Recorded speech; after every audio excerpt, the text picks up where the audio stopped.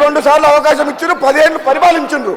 మీరు విద్యని వైద్యని గాలి కొదిలేసిన మనుషులు, నిరుద్యోగులని గాలి కొదిలే మోసం చేసిన మనుషులు, నిరుపేదలకు ఇల్లు కట్టిస్తామని చెప్పి మోసం చేసిన మనుషులు, రైతులని నిలువ ముంచిన మనుషులు, ప్రాజెక్టుల మీద పేరు మీద రీడిజైన్ పేరు మీద కమిషన్ల కోసం ప్రాజెక్టులు కట్టి దోసుకున్న చరిత్ర వీది.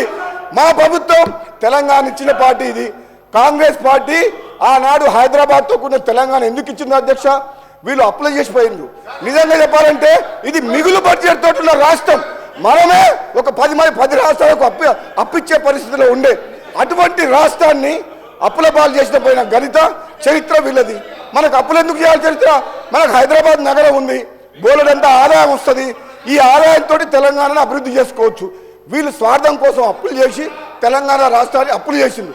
మళ్ళా మాకు ఈరోజు ఏమంటున్నారు, మీరు ఎట్లా చేస్తారో అంటారు, మేము ఇచ్చిన హామీలు ఎట్లా చేస్తారో అంటారు. మేము చేస్తాం, మేము నిరూపిస్తాం, ప్రజలకు ఇచ్చిన మాట నెరవేరుస్తాం, వీళ్ళు తట్టుకోలేరు అధ్యక్ష, వీళ్ళు తట్టుకోలేరు. మమ్మల్ని తట్టుకునే శక్తి వీళ్ళకి లేదు.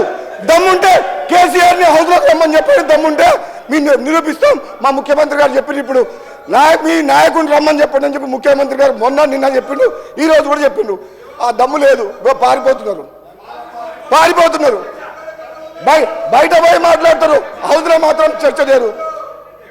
ఈరోజు మా ముఖ్యమంత్రి గారి నాయకత్వంలో ఈరోజు మేమందరం కూడా కమిట్మెంట్ తోటి పనిచేస్తున్నాం. ఒక శ్వేతపత్రం ఆర్థిక పరిస్థితి మీద శ్వేతపత్రం ఇచ్చినాం. కృష్ణా వాటర్ దోపిడీ మీద చర్చ చేసి ప్రజెంటేషన్ ఇచ్చినాం. గోదావరిలో మోసం జరుగుతుంది, మేడిగడ్డకు ముఖ్యమంత్రి గారి నాయకత్వంలో అందరం పోయి చూసి వచ్చినాం. అది జీర్ణించుకోలేక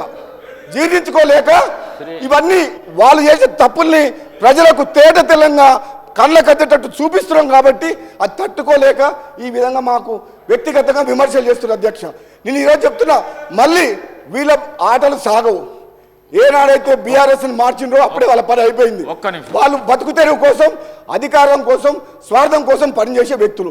ఆనాడు తెలంగాణ సెంటిమెంట్ రెచ్చగొట్టి రేవంత్ రెడ్డి గారు అన్నారు, నిన్న అమాయకులను చంపి పిల్లల్ని చంపిన పాపం మీకు ఉసురు తగులుతుందని చెప్పి వాళ్ళ కుటుంబం లక్షల కోట్లు దోసుకుంది అధ్యక్ష. ఆ పాపం ఎవరో త్యాగం చేస్తే త్యాగాల పునాదం మీద ఏర్పడ్డ తెలంగాణలో ఒక కుటుంబం బాగుపడి లక్షల కోట్లు దోసుకున్న చరిత్ర వాళ్ళది. అది తెలంగాణ ప్రజలు 2 సార్లు తప్పు చేసినామని గమనించి ఈరోజు గ్రహించి మళ్ళీ తెలంగాణ ఇచ్చిన కాంగ్రెస్ పార్టీకి పట్టం కట్టిన అధ్యక్ష. ఇది పేదల ప్రభుత్వం, పేదల రాజ్యం, పేదల కోసం పనిచేస్తుంది. ఈరోజు మా లోపల చీలిక తీసుకొచ్చి నన్ను రెచ్చగొడతారు, నీకేం కాలేదా అంటారు, ఇంకోటి దగ్గర పోతారు, నీకేం రాలేదా అంటారు. ఎంతసేపు